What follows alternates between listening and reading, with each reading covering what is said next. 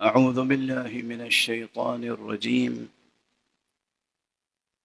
بسم الله الرحمن الرحيم. الحمد لله رب العالمين، والصلاة والسلام على أشرف الخلائق أجمعين، سيدنا وسيد الأولين والآخرين، حبيبنا وحبيب إله العالمين، شفيع المذنبين ورحمة للعالمين، إمام المرسلين وخاتم النبيين، أبي القاسم المصطفى محمد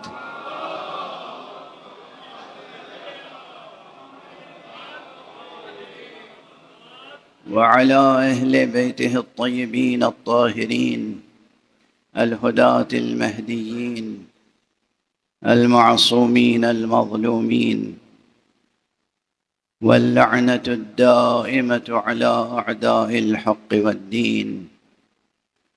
أما بعد، فقد قال الله تعالى عز اسمه في محكم كتابه ومتقن خطابه: بسم الله الرحمن الرحيم. لو أنزلنا هذا القرآن على جبل لرأيته خاشعا متصدعا، وتلك الأمثال نضربها للناس لعلهم يتفكرون. صدق الله العلي العظيم.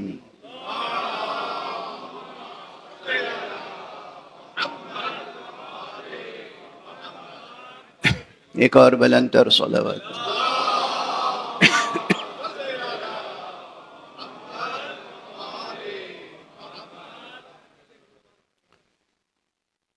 ماہ محرم کی پہلی تاریخ ہے.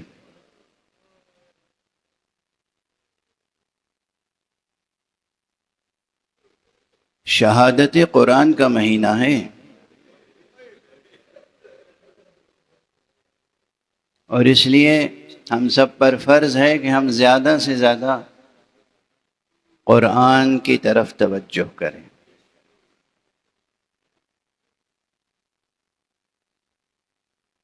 آج اب فقرہ زبان سے ادا ہو گیا، اس وقت بھولائیے گا نہیں، یاد رکھیے گا. اور کوئی معترض ہو تو اسے جواب دیجیے گا. قرآن، یہ قرآن جو دو دفتیوں کے درمیان ہے، یہ قرآن جب پے کر میں ڈھلتا ہے تو وجود معصوم سامنے آتا ہے.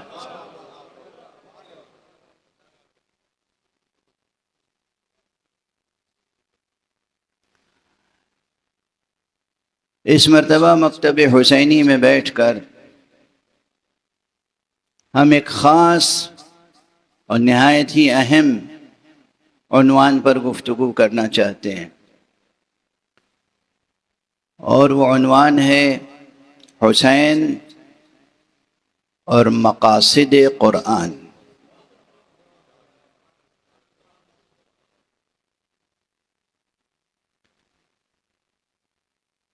مکتبی لحاظ سے، یعنی ایکیڈمک نقطہ نظر سے، علوم القرآن میں جو تازہ اضافے ہوئے ہیں، ان میں ایک اضافہ یہ ہے کہ بعض علماء نے علم و مقاصد القرآن کے عنوان سے مقالے لکھے.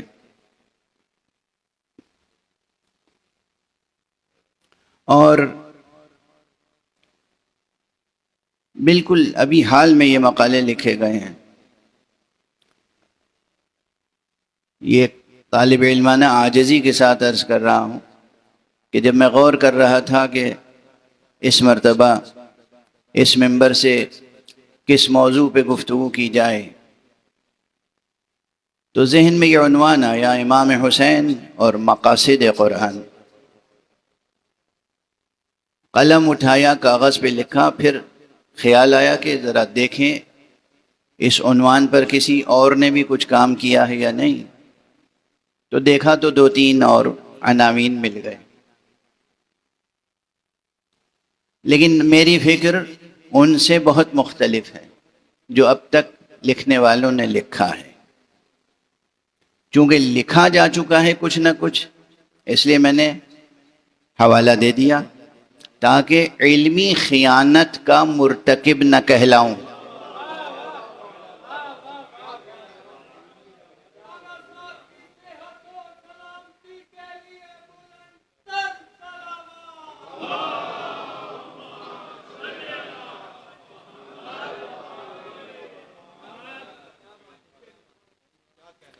یہ ترکیب مقاصد قرآن کی بہت غور طلب ہے۔ اب ظاہر ہے کہ موضوع خالص علمی ہے، علوم قرآن اور علوم تفسیر سے تعلق رکھتا ہے، اور ہمارے مقاصد حیات سے تعلق رکھتا ہے۔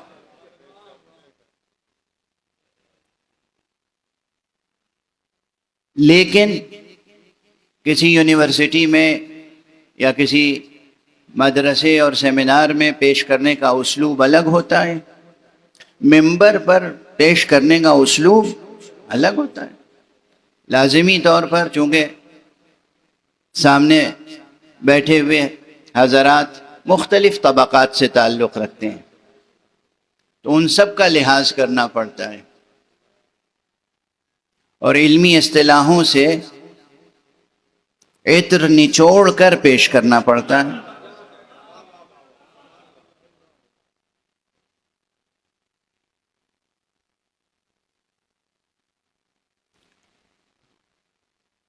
امام حسین علیہ السلام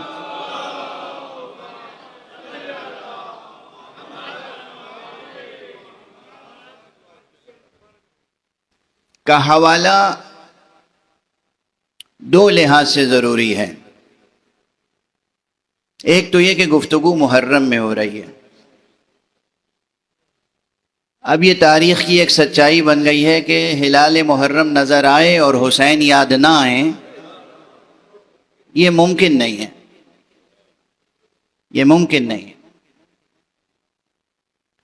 تو محرم میں جو بھی گفتگو ہوگی وہ ہوگی حسین کے حوالے سے، اور اگر حسین کے حوالے سے نہیں ہوگی تو پھر وہ گفتگو کرنے کے لائق نہیں ہوگی۔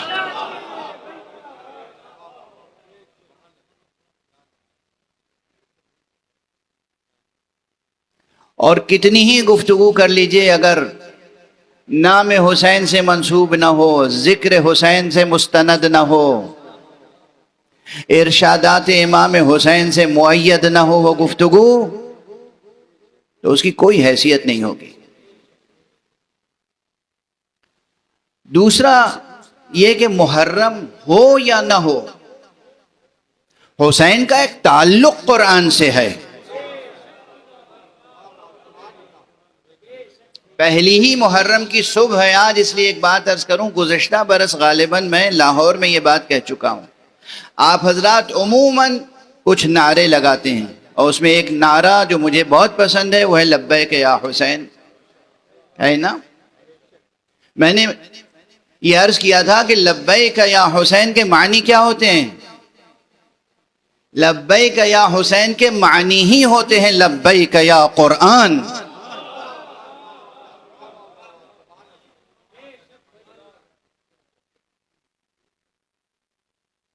بلا وجہ بعض حضرات کو اس نعرے سے تکلیف ہوتی ہے۔ لبیک یا حسین کے معنی ہی ہیں لبیک یا قرآن، اور حسین اور قرآن کو ایک دوسرے سے وہی نسبت حاصل ہے جو حسین کو خطیب قرآن اپنے نانا محمد مصطفیٰ خاتم النبیین صلی اللہ علیہ وآلہ وسلم سے حاصل ہے۔ حضور نے فرمایا ہے نا، حسین منی وانا من حسین، اس کے معنی ہوتے ہیں کہ قرآن بھی گویا کہہ رہا ہے حسین منی وانا من حسین،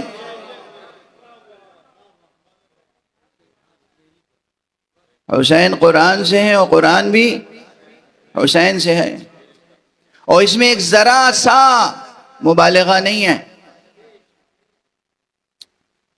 اب اسی تسلسل میں اپنا ہی جملہ یاد آ رہا ہے تو یاد دلاتا ہوا آگے بڑھوں۔ یہ بھی میں نے کبھی عرض کیا ہے آپ کے سامنے کہ ہم اس قرآن کو قرآن صامت کہتے ہیں،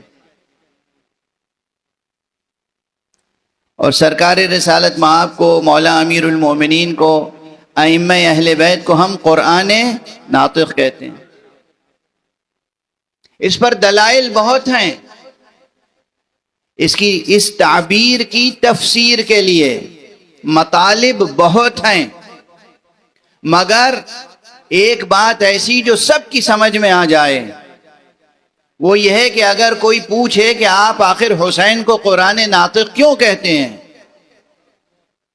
اور اس قرآن کو قرآن صامت کیوں کہتے ہیں، تو بہت واضح جواب ہے، کہیے گا جا کے کوئی بھی تاریخ اٹھا کے قاعدے سے غور سے دیکھ لو۔ ابو یزید نے قرآن کو نیزے پہ بلند کیا تھا مگر وہ خاموش رہا۔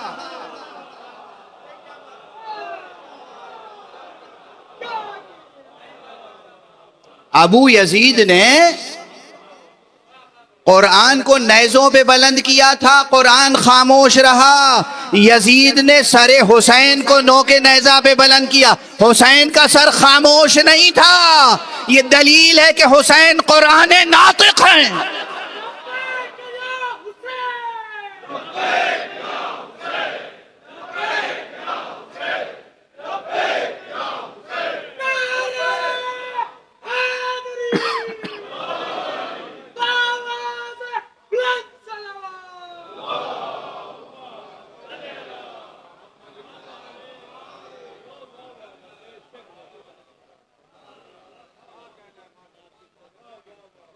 حسین حسین ہیں، حسین فرزند زہرا ہیں، اور زہرا کون ہیں؟ جن کا لقب قرآنی ہے لیلۃ القدر۔ حسین فرزند علی ہیں، علی کون؟ مالک منبر سلونی۔ حسین کون؟ حسین فرزند پیغمبر ہیں۔ تو حسین کا قرآن سے جو رشتہ ہے وہ لا زوال رشتہ ہے، وجودی رشتہ ہے۔ یہ قرآن قرآن صامت ہے، حسین قرآن ناطق ہے۔ کس میں سکت ہے، کس میں طاقت ہے، کس قلم میں اور کس زبان میں، جو حضرت امام ابو عبداللہ الحسین کے فضائل اور مناقب اور مراتب اور بلند ترین درجات کو بیان کر سکے۔ اور اسی طرح قرآن کے اپنے فضائل ہیں، بلا مبالغہ ہزاروں تفسیریں لکھی جا چکی ہیں، بلا مبالغہ ہزاروں ترجمے قرآن کے شائع ہو چکے ہیں، مگر آج بھی قرآن اپنے اندر اتنے معانی اور مطالب سمیٹے ہوئے کہ صلاح عام ہے یاران نکتہ داں کے لیے، جو نکتہ شناس، نکتہ داں، نکتہ فہم ہیں، ان کو قرآن آواز دیتا رہتا ہے، آؤ آؤ دیکھو ابھی کتنے مطالب یہاں باقی ہیں، کتنے مفاہیم، کتنے مطالب، کتنے گنجی نہائے معنی یہاں چھپے ہوئے ہیں۔ غالباً 1500 برس گزر گئے اور ابھی ہم قرآنی مفاہیم کا عشر عشیر بھی نہیں لکھ سکے۔ ظاہر ہے بعض حضرات الزام دے دیں گے کہ دیکھیے یہ سب مبالغہ آرائی ہے، غلو ہے، ارے فلاں شاہ صاحب نے جو ترجمہ کر دیا بس وہی حرف آخر ہے۔ قرآن بے کرا حقیقت ہے، یہ بے کرا حقیقتوں سے لبریز نامتناہی عظمتوں کا حامل قرآن کلام ہے اس ذات کا جو ذات نامتناہی ہے، جو ذات بے کرا ہے۔ اور آپ غور فرمائیں کہ اس کائنات میں کوئی ایک شے ایسی نہیں ہے کہ جس کو بے مقصد کہا جا سکے. ہے کوئی؟ انسان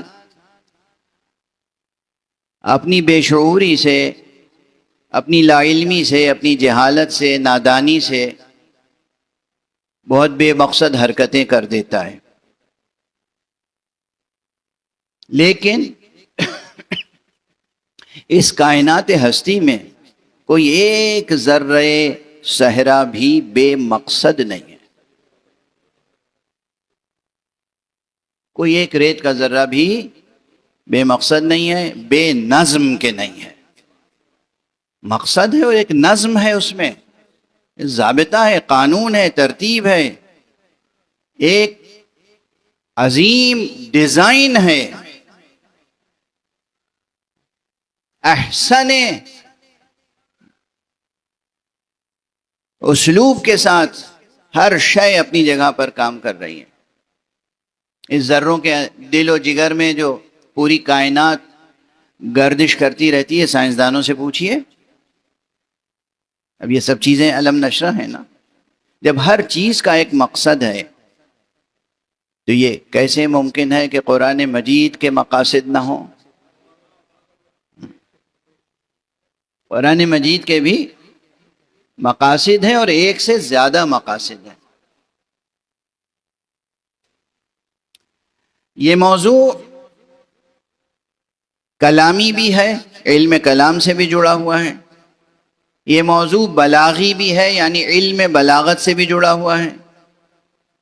یہ موضوع حکیمانہ بھی ہے، یعنی حکمت فلسفے سے بھی جڑا ہوا ہے. یہ عنوان فقہی بھی ہے، فقہ سے بھی جڑا ہوا ہے. متعدد علمی حوالے درمیان میں آئیں گے. کوشش کروں گا کہ وہ حوالے کسی نہ کسی صورت سے آپ کے سامنے قابل فہم طریقے سے عرض کر سکوں. اب اگر یہیں سے گفتگو شروع کر دی جائے کہ بھائی قرآن مجید کے مقاصد میں سب سے اہم مقصد کیا ہے، کسی سے بھی پوچھ لیں تو ایک جواب تو بہت سامنے کا ہے، سب دے سکتے ہیں. قرآن مجید کا مقصد ہدایت ہے. بالکل صحیح ہے، یہ جواب بھی درست.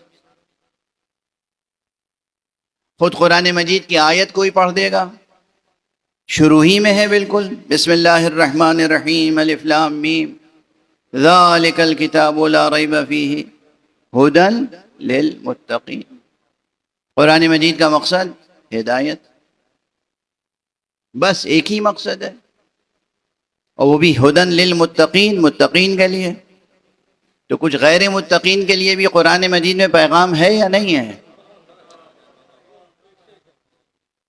سادہ طور پہ غیر متقی کہہ دے بھئی، عام طور پر ایسی طرح کی سطحی باتیں ہوتی ہیں نا کہ صاحب یہاں تو خود ہی لکھا ہوا ہے کہ یہ ہدایت ہے متقین کے لیے، تو میں تو جناب متقی نہیں ہوں، پرہیزگار نہیں ہوں، مجھ سے پھر قرآن کا کیا رشتہ؟ آپ آسانی سے یہ کہہ کے گزر نہیں سکتے. کوئی دوسرا اٹھے گا، وہ کہے گا کہ بھئی قرآن مجید کا مقصد ہے، اور یہ بہت اہم جواب ہے. قرآن مجید کا سب سے بڑا مقصد ہے مخلوق کو خالق سے جوڑ دینا، عبد کو معبود سے روشناس کر دینا. یہ قرآن مجید کے مقاصد میں سے ایک عظیم ترین مقصد ہے. لیکن یہ دونوں حوالے جو آئے، ہدایت اور یہ کہ خالق سے مخلوق کو جوڑ دینا یا معبود سے عبد کو جوڑ دینا، یہ دونوں جواب ایسے ہیں کہ دینی ذہن رکھنے والے، دینی فہم رکھنے والے، مذہبی شعور رکھنے والے، مذہبی اعتقاد رکھنے والے تو اسے قبول کر لیں گے بے تأمل، بے تردد. بالکل درست ہے. قرآن مجید کا مقصد ہے عبد کو معبود سے روشناس کرانا یا مخلوق کو خالق سے متعارف کرانا. جو مذہبی شعور نہیں رکھتے، یا جو اپنے مذہبی شعور کا قتل کرتے ہیں اور وہ دنیاوی اور سیاسی دانشوری کا دم بھرتے ہیں. وہ دانشوری جس کے دامن میں گوہر یقین نہیں ہے، وہ دانشوری کی روایت جس کی اساس شک اور تردد اور تأمل پر ہے. وہ کہیں گے ہمارے لیے کیا ہے قرآن مجید میں؟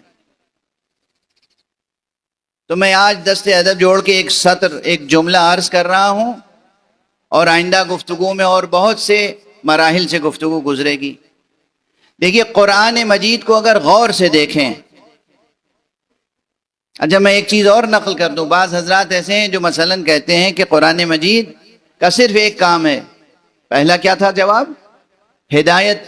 دوسرا خالق سے مخلوق کو متعارف کرانا، یا عبد کو معبود سے روشناس کرانا. کچھ کہتے ہیں کہ قرآن مجید کا مقصد صرف اور صرف اور صرف انذار ہے. انذار یعنی ڈرانا. ترجمہ بھی کرتے ہیں ڈرانا آخرت سے، قیامت سے. پورے قرآن مجید کا مقصد اور موضوع یہی ہے. زور دے کر کہتے ہیں کہ بس ڈرانا مقصد ہے. انذار، روز آخرت، حشر، قیامت، وہ بھی ہے قرآن مجید میں. مگر خود قرآن مجید نے کہا ہے کہ ہم بشارتیں بھی لے کر آئے ہیں. آپ بشارتوں کو نظر انداز کر دیں اور صرف انذار کو سامنے رکھیں تو یہ قرآن مجید کے تعلق سے کوئی ہولسٹک اپروچ نہیں ہوگا. ایک کلی، منظم، کامل و شامل اپروچ نہیں ہوگا. یہ قرآن مجید میں بشارتیں بھی ہیں، قرآن مجید میں انذار بھی ہے.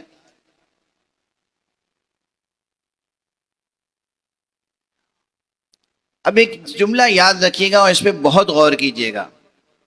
قرآن مجید انسان کے بطور خاص انسان کے اندر پوشیدہ تمام کمالات کے پروان چڑھانے کے جتنے علمی اور عملی راستے ہیں ان سب کو کھولنے کے لیے آیا ہے.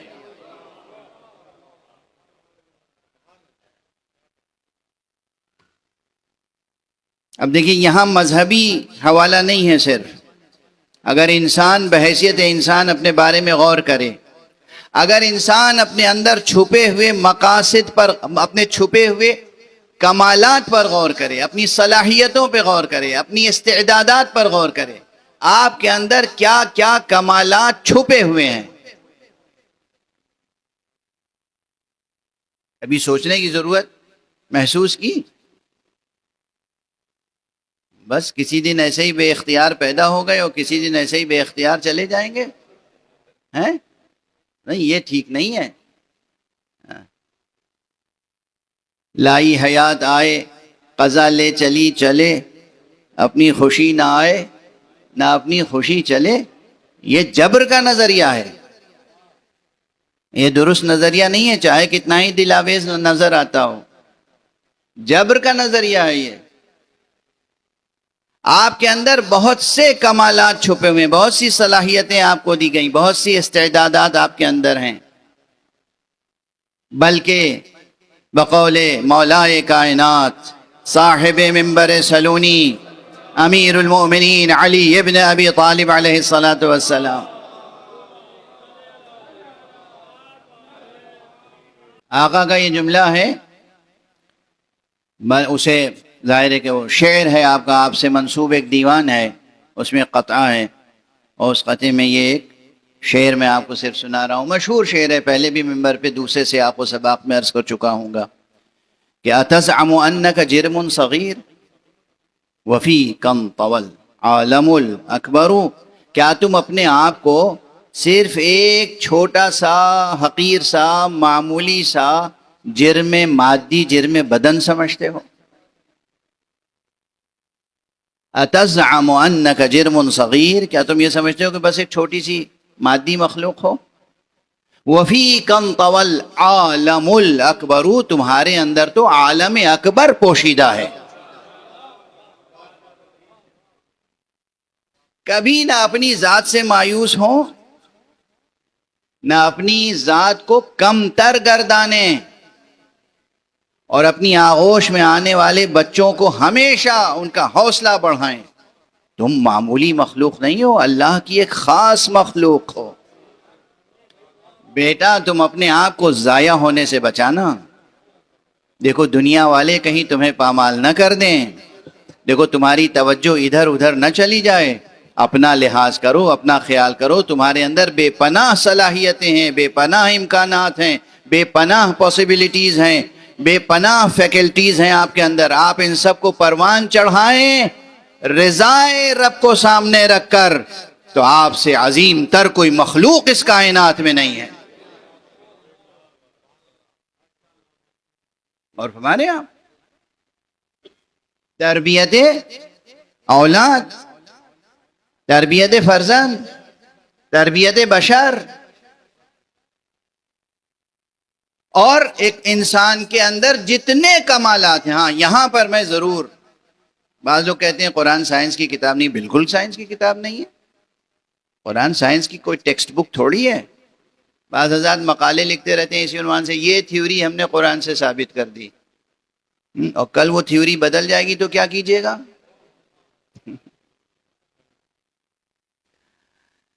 اس طرح کے محاولات، اس طرح کے اپروچ، اس طرح کے اسالیب بحث پسندیدہ نہیں ہیں۔ قرآن کے اندر جو چیزیں ہیں اس کا استنباط کیجئے، باہر سے لا کے کوئی چیز قرآن مجید پر محمول نہ کیجئے۔ قرآن کے باطن میں جو چیز چھپی ہوئی ہے اسے کشف کر کے اپنی ذات کو، اپنے ذہن کو، اپنے ضمیر کو اور اپنے ماحول حیات کو منور کیجئے، اس لیے کہ قرآن نور ہے۔ قرآن نور ہے، سر بسر نور ہے۔ تو جتنے امکانات ہیں ایک انسان کے اندر پوشیدہ، جب آپ ان پر غور کرنا شروع کریں گے تو وہ جو ایگزسٹنشیلزم ہے نا، سو کالڈ، وہ کہیں پیچھے رہ جائیں گے نظریات۔ جوانان عزیز، قرآن کی روشنی میں انسان اور انسان کے اندر چھپی ہوئی صلاحیتوں کو ڈسکور کریں، اور اس کے بعد انسان کے ساتھ ساتھ اس پوری کائنات کو قرآنی نقطہ نظر سے دیکھیں، تو پھر قرآنی نقطہ نظر سے آپ کو اس پورے زمان و مکان کی حقیقت کی نئی تعبیر بھی ملے گی۔ یہ زمان و مکان ہے نا، بہت گفتگویں ہوتی ہیں زمان و مکان۔ اچھا، عربی کے ادیبوں نے کیا ایک نئی اصطلاح ایجاد کی۔ ہم لوگ زمان اور مکان دو الفاظ الگ الگ استعمال کرتے ہیں، بیچ میں واو عطف بھی لاتے ہیں، زمان و مکان۔ ان لوگوں نے ایک نیا لفظ نحت کیا، نحت کیا یعنی گڑھا، کوائن کیا، ایک ایبریویشن انہوں نے تیار کیا، زمان و مکان کو زمکان، اور زمانی مکانی بحثوں کو کہتے ہیں زمکانی نقطہ نظر سے ہم یہ بات کہہ رہے ہیں۔ ایک نیا لفظ ہے، مجھے تو اچھا لگتا ہے، مجھے اچھا لگتا ہے۔ تو یہ زمکانی جو عالم ہے ہمارے سامنے، زمانی اور مکانی عالم، اس کے تعلق سے بھی قرآن مجید اس کی حقیقتوں کو واضح کرنے کے لیے کافی ہے۔ اب تک ہوتا یہ آیا ہے کہ فلاں مغربی مفکر اور فلاں مشرقی مفکر، انہوں نے زمان کی تعریف یہ کی، اور انہوں نے زمان کی تعریف یہ کی، انہوں نے مکان کی تعریف یہ کی، انہوں نے مکان کی تعریف یہ کی، اور ان کی تعریف کی روشنی میں قرآن کی اس آیت کو یوں سمجھا جا سکتا ہے، ان کی تعریف کی روشنی میں قرآن مجید کی آیت کو یوں سمجھا جاتا ہے۔ ارے یہ کیا ظلم ہے قرآن پر؟ ان کے نظریے کی روشنی میں قرآن مجید کو نہ سمجھیں، قرآن مجید کی روشنی میں تمام نظریوں کو پرکھیں، اور اگر کہیں غلطی ہوئے تو اس کی تصحیح کریں، اس لیے کہ قرآن میں روشنی ہے، قرآن نور ہے۔ ہماری فکریں کیا؟ جب بات یہاں تک آ گئی اور زمان و مکان کی بات بھی زبان پر آ گئی اور وقت تیزی سے گزرا چلا جا رہا ہے، تو میں عنوان کو سامنے رکھتے ہوئے بس ایک جملہ عرض کروں۔ عنوان کیا ہے؟ حسین اور مقاصد قرآن۔ تو اس وقت آقا حسین کا ایک جملہ بھی عرض کروں، لیکن وہ جملہ ایسا جملہ ہے، خدا کی قسم تمام دنیا کا فلسفیکل لٹریچر اٹھا کے ترازو کے ایک پلڑے میں رکھ دیجئے، اور امام حسین کا یہ ایک سطر کا کلام اسے ترازو کے دوسرے پلڑے میں رکھیے، تو آپ دیکھیں گے کہ وزن کس کا بڑھا ہوا ہے، علمی وزن، فکری معیار، عرفانی سطح، اور جناب والا ادبی جمال۔ اتنے مختصر فقرے میں کتنی بڑی بات سمیٹی ہوئی ہے۔ جب آقا، اپنے آنسوؤں پہ ابھی قابو رکھیے گا، جب آقا پہنچے ہیں کربلا، پہنچ گئے جب، تو آپ نے ایک خط لکھا، کربلا سے خط بھیج رہے ہیں مدینے، کس کو؟ اپنے بھائی حضرت محمد حنفیہ کو۔ اس کو اب تک دوسرے نقطہ نظر سے اگر سنا ہوگا آپ نے تو سنا ہوگا، آج اس نقطہ نظر سے سمجھیں، زمانی اور مکانی اور حیاتی زاویوں سے اور وجودی زاویوں سے۔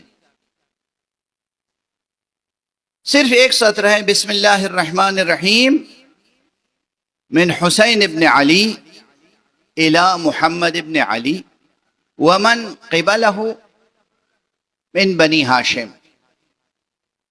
اما بعد۔ بھئی یہ تو ایڈریس کرنا ہوا نا حسین ابن علی کی جانب سے محمد ابن علی یعنی حضرت محمد حنفیہ کے نام،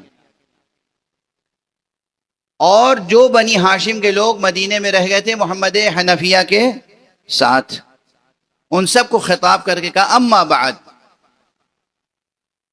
فَكَأَنَّ الدُّنْيَا لَمْ تَكُنْ وَكَأَنَّ الْآخِرَةَ لَمْ تَزَلْ وَالسَّلَامُ۔ اب متن کتنا ہوا خط کا؟ خط کی عبارت، تحریر کل کیا ہے؟ فَكَأَنَّ الدُّنْيَا لَمْ تَكُنْ وَكَأَنَّ الْآخِرَةَ لَمْ تَزَلْ۔ اتنا مختصر سا فقرہ ہے، ان میں کہتا ہوں اسے ہے تو نور کے حرفوں کا فقرہ، مگر ہم اگر اسے سونے کے حرفوں سے لکھ کے لگائیں تو بھی اس کی قدردانی کا حق ادا نہ ہوگا۔ عبارت کا ترجمہ اردو میں کریں گے تو جو لوگ فلسفیانہ اور عرفانی ذوق نہیں رکھتے وہ اسے زیادہ سمجھ نہیں پائیں گے، لیکن بہرحال اس میں زمانی اور مکانی اور وجودی حقائق جو سمٹے ہوئے ہیں۔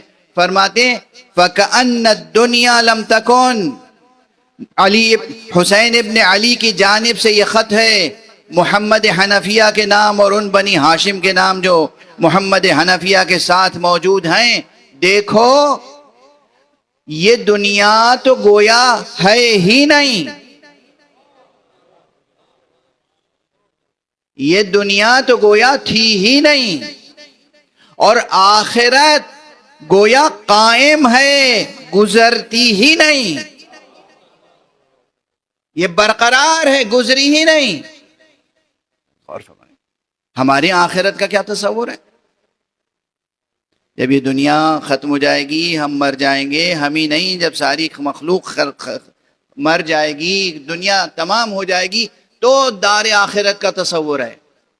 یعنی گویا عمومی شعور میں، عمومی احساسات میں یہ ہے کہ آخرت آئے گی، ٹھیک ہے؟ آقا حسین فرما رہے آخرت موجود ہے۔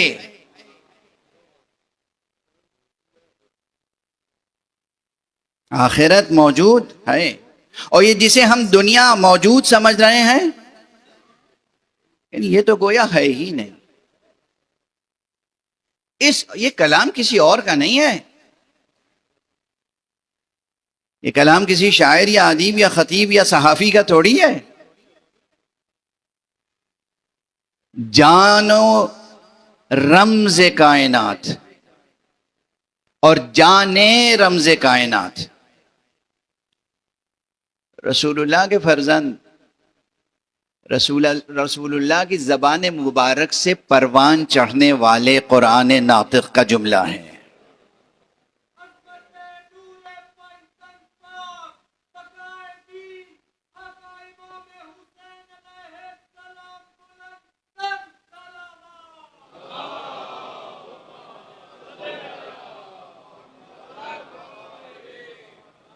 وَكَأَنَّ الدُّنْيَا لَمْ تَكُنْ، ارے یہ دنیا تو گویا تھی ہی نہیں، وجود ہی میں نہیں آئی تھی، بنی ہی نہیں تھی. لم تکن، تھی ہی نہیں، ہے ہی نہیں. وَكَأَنَّ الْآخِرَةَ لَمْ تَزَلْ، اور آخرت تو گویا برقرار ہے، قائم ہے، گزری ہی نہیں. یہ نہیں کہ گزر گیا وقت قیامت کا. اب اس میں یہ دنیا کی اس انداز سے نفی اور آخرت کا اس انداز سے اس بات، یہ ظرف زمان و مکان، ظرف حیات، دنیا اور آخرت، زمان اور لازمان، ان تمام کے بارے میں فلسفیانہ اور سائنسی جستجو کو بیدار کرتا ہے یہ فقرہ حضرت کا. اور یہ نہیں کہ روا روی میں کہا ہے. اور ہمارے ہاں آقا کے ایک جملے کو سمجھنے کے لیے کتنی محنت کرنی پڑے گی آپ کو. یہ نہیں کہ گزرتے ہوئے کہہ دیا، کہیں گفتگو ہو رہی تھی زبان سے ایک جملہ کہہ دیا. مدینے سے مکے اور مکے سے کربلا تک کا سفر طے کیا ہے اور کربلا پہنچے ہیں اور قلم اٹھا کے کاغذ پر یہ جملہ لکھ کر بھیج رہے ہیں مدینے. یہ سب اگر سامنے نہیں ہوگا تو بات سمجھ میں نہیں آئے گی کہ کتنا غور طلب ہے یہ جملہ. حسین ہے حسین، اور نوجوانی میں نہیں لکھ رہے ہیں، بچپن میں نہیں لکھ رہے ہیں، 57 برس کی عمر ہے. آقا کربلا آنے سے پہلے، مدینہ چھوڑنے سے پہلے مسجد نبوی میں بیٹھ کر درس قرآن ارشاد فرمایا کرتے تھے. امام حسین کے لیے ایک مسند لگتی تھی، کرسی لگتی تھی، وہاں آپ کا درس قرآن ہوتا تھا، درس دین، درس اصول دین، درس اخلاق، درس اسلام، درس حیات. تو ایک معلم، ایک مدرس، ایک عالم قرآن ظاہری نقطہ نظر سے اگر دیکھیں، ہمارے نقطہ نظر سے تو عین قرآن، جان قرآن، روح قرآن، قرآن ناطق. عام نقطہ نظر سے بھی دیکھیں تو رسول کا فرزند، علی کا فرزند، زہرا کا فرزند، حسن کا بھائی، اس زمانے میں پیغمبر اکرم کے بعد اصحاب کی آنکھیں دیکھے ہوئے حسین، بزرگ ترین اصحاب کی صحبتیں حسین کو بھی حاصل رہیں، بلکہ حق تو یہ ہے کہ ان اصحاب کو شرف حاصل رہا کہ حسین کی صحبت میں رہے. وہ حسین جو درس دیتے رہے قرآن کا مسجد نبوی میں، وہ مفکر الہی، وہ عالم علم لدنی، وہ ایک قلم اٹھا کر جملہ لکھ رہا ہے اور بھیج رہا ہے. اس میں کتنا بڑا پیغام ہوگا. کأن الدنیا لم تکن وکأن الآخرہ لم تزل والسلام. فلسفہ بھی ہے، حکمت بھی ہے، وجودی فلسفہ بھی ہے اور غائی فلسفہ بھی ہے. اور خلاصہ موعظے کے اعتبار سے یہ ہے کہ یہ دنیا جس پر تم ناز کر رہے ہو، ارے یہ دنیا کی حقیقت بس ایسی ہی ہے کہ جیسے یہ دنیا تو تھی ہی نہیں.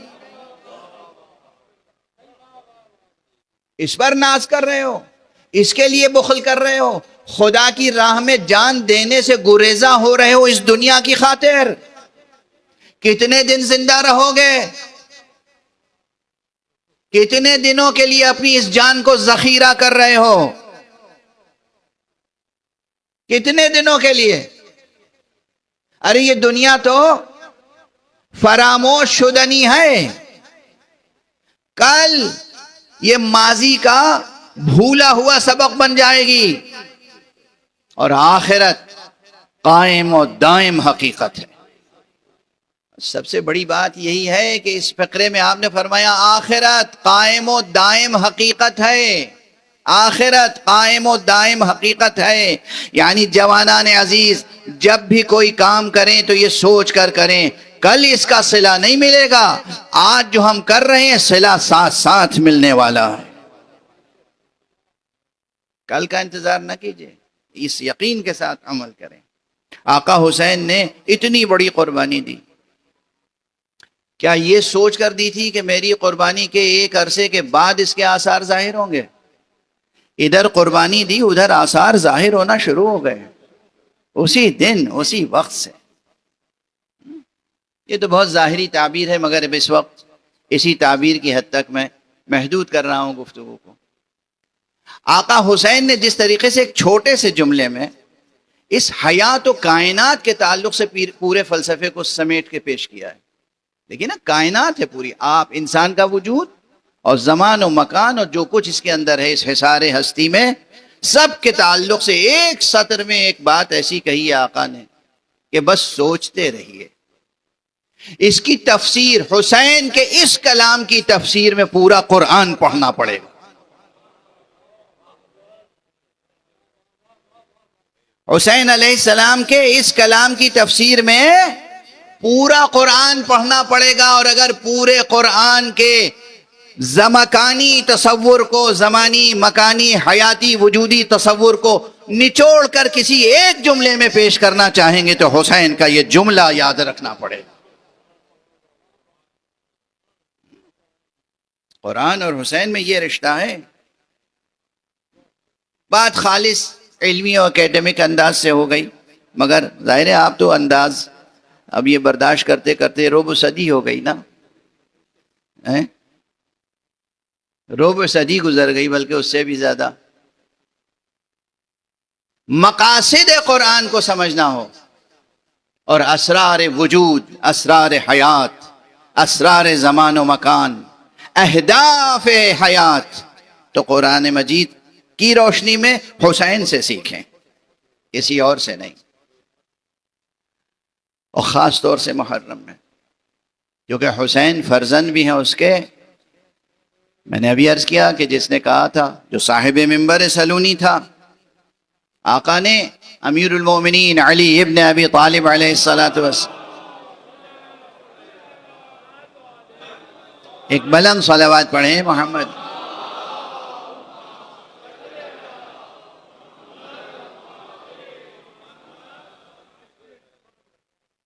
آقا نے اپنی زندگی میں حیات طیبہ میں کئی مرتبہ سلونی ارشاد فرمایا ہے، اور اکثر سلونی کے بعد یہ فرماتے تھے کہ پوچھو مجھ سے قرآن کے بارے میں، پوچھو آیات قرآنیہ کے بارے میں، پوچھو مجھ سے، پوچھو کون آیت کب نازل ہوئی، دن میں نازل ہوئی یا رات میں نازل ہوئی، مجھ سے پوچھو کون سی آیت کہاں نازل ہوئی، سفر میں نازل ہوئی یا حضر میں نازل ہوئی، مجھ سے پوچھو کون سی آیت کس کے بارے میں نازل ہوئی،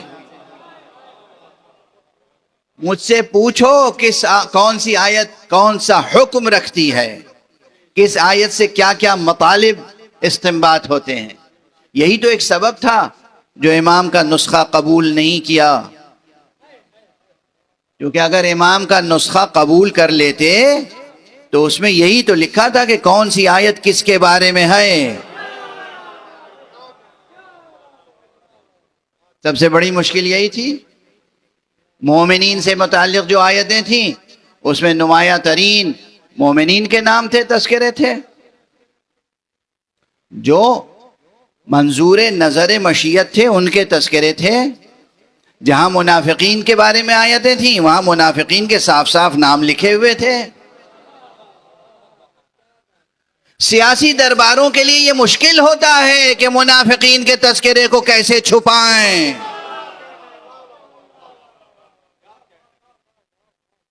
چنانچہ نہیں قبول کیا گیا۔ وہ علی جو بار بار کہتے تھے کہ مجھ سے پوچھو قرآن مجید کی ایک ایک آیت کے تعلق سے جو بتانا ہوگا میں بتاؤں گا، اس علی کے فرزند ہیں حسین۔ ہم ان کے کلام کی روشنی میں اور ان کی سیرت طیبہ کی روشنی میں مقاصد قرآن پر گفتگو کریں گے انشاءاللہ۔ لیکن آج وقت گزر گیا، تمہید میں گزر گیا۔ پہلی محرم ہے، ہاں علمی گفتگویں ہوں گی، سیاسی گفتگویں ہوں گی، ادبی گفتگویں ہوں گی، دنیا کے حالات پر تذکرے ہوں گے، تبصرے ہوں گے، مگر ایک چیز میں کمی نہیں آنی چاہیے، حسین پر گریا۔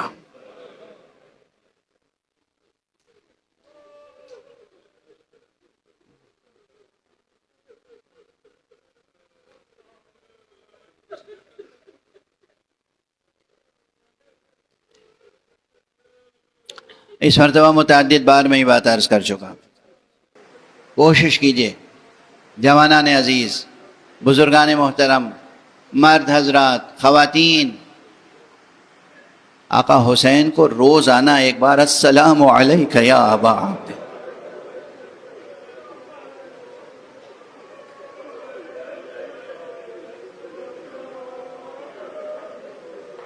محرم میں بطور خاص، اور ممکن ہو تو مدت العمر، ہر روز زندگی کا کوئی دن ایسا نہ گزرے جس میں آپ کا سلام آقا کی بارگاہ میں نہ پہنچے۔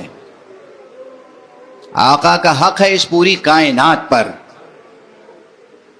آقا کا بہت حق ہے ہم میں سے ایک ایک کی گردن پر۔ آپ کو اندازہ نہیں ہے کہ آقا کا حق کتنا ہے، اور یہ بھی اندازہ نہیں ہے کہ آقا کا دار آخرت میں مرتبہ کتنا ہے۔ عظیم ترین فقہا اور مجتہدین اور علماء میں سے ایک تھے ملا آخند خراسانی، صاحب کفایت الاصول۔ جب اس دنیا سے ان کا انتقال ہوا ہے تو اپنے ایک عزیز دوست بزرگوار کے خواب میں آئے، اور یہی واقعہ آیت اللہ العظمی نائینی کے تعلق سے نقل کیا جاتا ہے۔ جب آقا نائینی اس دنیا سے گزر گئے اور بعد میں خواب میں آئے تو فقیہ تھے، مجتہد تھے، اصولی تھے، ادیب تھے، شاعر تھے، انقلابی تھے، بہت کام تھے ان کے۔ جس کے خواب میں آئے وہ توقع کر رہا تھا کہ پتہ نہیں کیا کیا چیزیں اب بتائیں گے۔ انہوں نے کہا کہ دیکھو تمہیں اندازہ نہیں، جب تک اس دنیا میں رہو گے، اس آسمان کے نیچے، اس زمین کے اوپر، اس حصار میں جب تک رہو گے، تم اندازہ ہی نہیں کر سکتے کہ دار آخرت میں حسین کا مرتبہ کتنا بڑا۔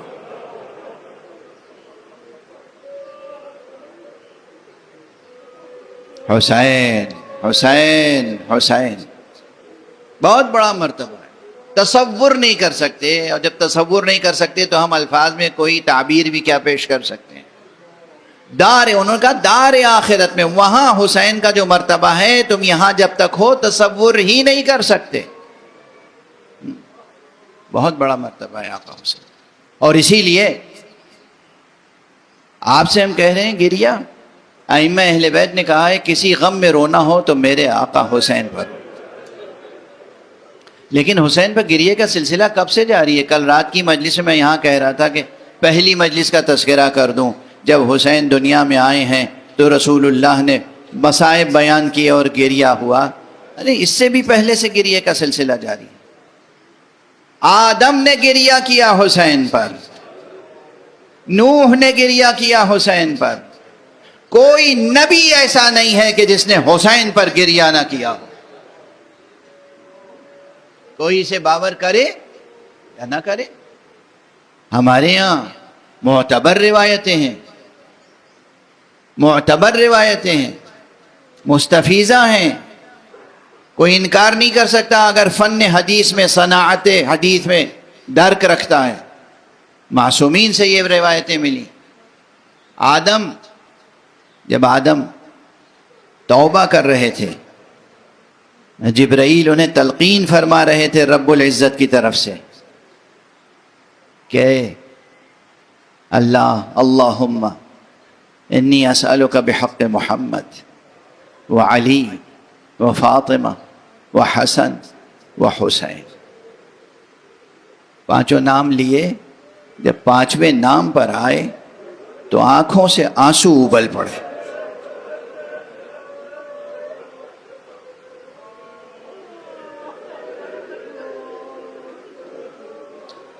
جبرائیل سے پوچھا، جبرائیل یہ کیا سبب ہے کہ جب میں نے حسین کا نام لیا ہے تو دل بے قرار ہو گئے، آنکھوں میں آنسو آ گئے؟ جبرائیل نے اسی وقت کہا ہاں یہ آپ کی نسل سے ہونے والا ختم رسول کا وہ فرزند ہے جو 3 دن کا بھوکا پیاس دریا کے کنارے ذبح کیا جائے.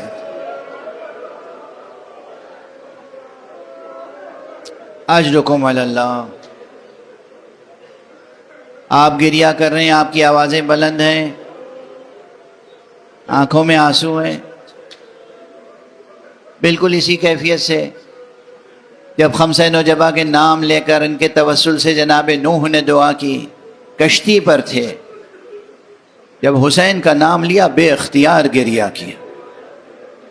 نوح تو ویسے ہی گریہ بہت کیا کرتے تھے، نوح کا نام نوح اسی لیے رکھا گیا، لیکن جب حسین کا نام لیا ہے تو ایک خاص گریہ طاری ہوا، جوش عشق. کہنے لگے جبرائیل یہ تم نے کون سے نام لیے ہیں اور سکھائے ہیں مجھے؟ جبرائیل نے پھر واقعہ کربلا دہرایا. تمام انبیاء حسین کی ولادت سے پہلے گریہ کرتے ہوئے گئے، اور خاتم النبیین حسین کی ولادت سے پہلے گریہ کیا، حسین کی ولادت کے وقت گریہ کیا، حسین کو بار بار دیکھتے تھے، گریہ کرتے تھے. حسین کی عمر ابھی کیا تھی؟ پیدائش سے لے کر اور وصال پیغمبر تک 5-6 برس کی عمر، 7 برس کی عمر، لیکن بار بار جب پیشانی پہ بوسہ دیتے تھے گریہ کرتے تھے، جب حلقوم مبارک پہ بوسہ دیتے تھے گریہ کرتے تھے، کرتے کے بٹن کھولتے تھے سینے پہ بوسہ دیتے تھے گریہ کرتے تھے. حسین جب پیاس کا اظہار کرتے تھے رسول گریہ کرتے تھے.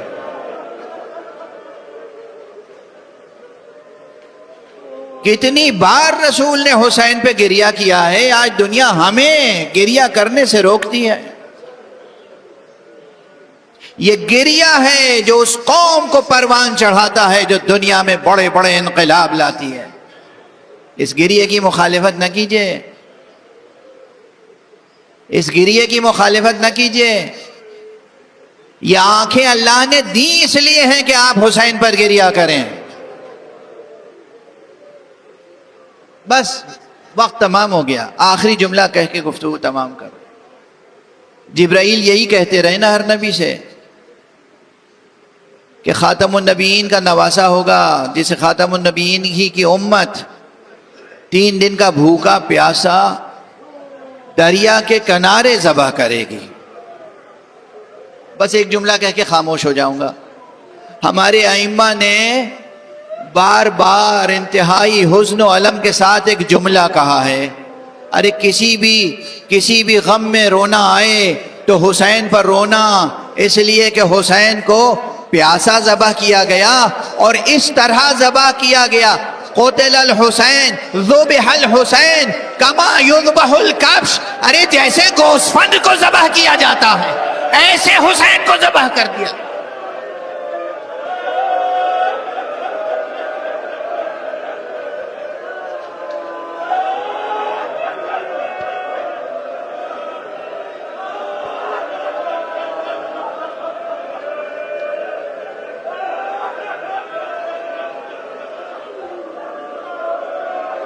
ذبح الحسین کما یذبح الکبش.